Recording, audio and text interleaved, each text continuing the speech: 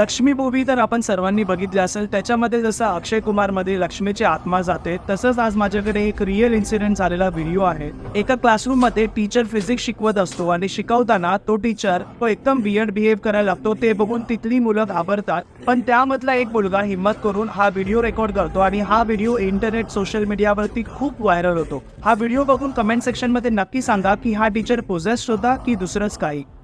Video बघा.